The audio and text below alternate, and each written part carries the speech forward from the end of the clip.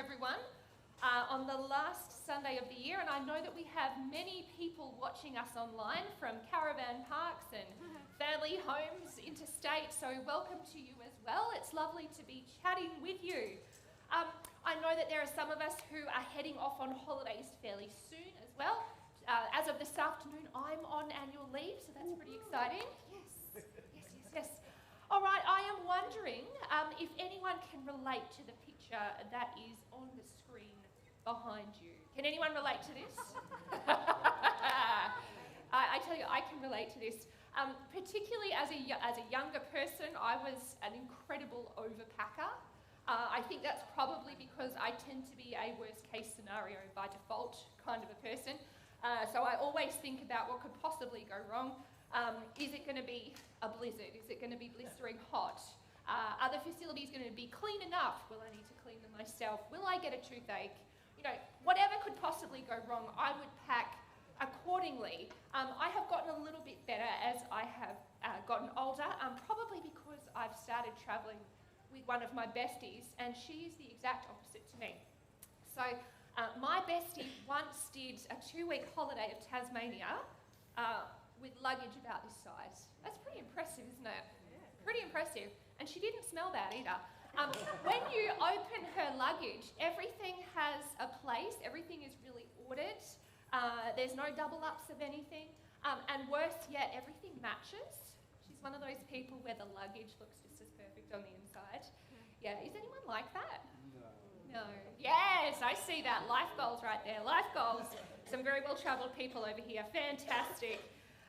So my friend, she seems to have decided ahead of time that the what-ifs will be taken care of at the other end. So there will be shops. If she needs an umbrella, if she needs whatever, she can borrow, she can buy something at the other end. That's how she chooses to travel. Now, in Luke chapter 9, we're going to start our sermon today. Jesus has been travelling around the land of Galilee. He's been doing all sorts of miracles, casting out demons. He's been preaching the word. And he has a large group of disciples that he has been travelling with.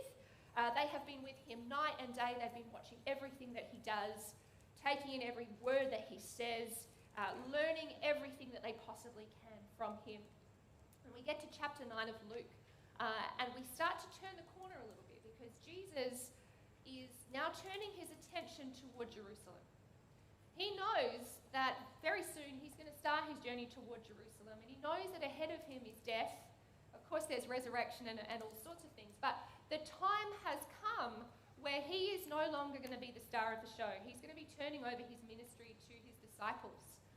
So in chapter 9, he gathers 12 together, the 12 that are the closest, the best trained, and he says to them to go out and do the same. Go out and do as I have been doing. He says to heal the sick, cast out demons, and proclaim that the kingdom of God has drawn near. So they are both proclaiming that they're both explaining the kingdom and showing what it's like. So it's word and it's deed. But he tells them, in a crazy twist, that there's a whole bunch of stuff that they can't take with them. And it seems a bit strange. They are not allowed to take with them a walking stick, a traveller's bag, food, money, or even a change of clothes. I mean, I commend packing light. For those of you who pack light, I think that is just a life goal for me. But I feel like this is a little bit extreme. I mean, Mark, you'd surely pack a change of clothes. You do. Yes, this is good. But Jesus is actually putting the disciples here in a situation where they are vulnerable and they're reliant on the hospitality of others. He's assuming that the ancient Jewish custom of taking in strangers and being hospitable to strangers is going to kick in, and these guys are going to be taken care of. But I wonder how you would feel as one of those disciples, just being sent out with anything. Would you feel a little bit vulnerable? Yeah. So chapter 9 carries on. Jesus is super busy in chapter 9. There's the transfiguration, there's the feeding of the 5,000, there's casting out of demons. Lots of stuff happens in chapter 9. And then we roll into chapter 10. At chapter 10, things start to get much bigger. Instead of sending out 12, he sends out 72. And this is where we're going to pick up the story. It says this in verse 1, that the Lord chose 72 other disciples, and he sent them ahead in pairs to all the towns and places that he planned to visit. These were his instructions to them. The harvest is great, but the workers are few. So pray to the Lord who is in charge of the harvest. Ask him to send more workers into his field. Now go and remember that I'm sending you out as lambs among wolves.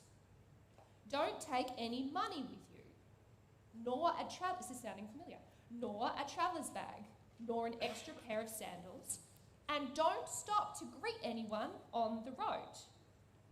Okay, so now the mission has expanded. It's not just 12, it's 12 times 6. It's 72 people who are being sent out. It's a large group, and they're being sent out in pairs. And Jesus is actually on the move now. Jesus has actually started his journey, and they are sent ahead of him to prepare the way. Now, this is a really significant point in the gospel. This is a really significant turning point.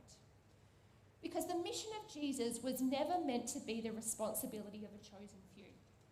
The mission of Jesus was never just meant to be for the pastors and for the leaders. The mission of Jesus is for everyone who calls Jesus their Lord. Every follower of Jesus, every disciple of Jesus is someone who is on mission for Jesus. And we are called and we learn from him. We are sent by him, every single one of us. The mission of Jesus is in our hands. Okay, so this time they can't take money, they can't take a traveller's bag or an extra pair of sandals, but there is an additional instruction here. Don't stop and chit-chat. No chit-chat, guys. This is serious business. This is urgent. Don't stop and greet people along the way. There is urgency here, so don't get distracted. And what is this urgency? What is this all about? Well, Jesus talks about it being harvest time. Harvest time, the fruit, the wheat, it's ready to be brought in. But it's not going to be a harvest of wheat and grapes. It's going to be a harvest of people. People are responding to the message of the kingdom. So in addition, the conditions have changed for these 72. Firstly, there will be more work than they can possibly handle. So they're going to need to pray for helpers, other people who are called on the same mission and invested in getting the harvest in on time. Second condition that's changed, there are going to be haters. There are going to be people that are not happy to see you, people that are not happy with what you're doing. In Jewish culture, in ancient Jewish culture, the symbol of the wolf meant someone who ate their enemies. That's pretty serious, right? I mean, it's one thing to have someone not like you, but to have someone that hates you so much that they want to eat you, that's pretty confronting. Pretty confronting. They are going to have haters. But you can feel a shift, can't you? You can feel a shift between chapter 9 and chapter 10. Things just got really serious. Things just got leveled up. The mission is bigger. They're going out in pairs. It's more dangerous. It's more urgent. It's more serious. But they're still not allowed to pack any creature comforts. I mean, come on, guys. If you were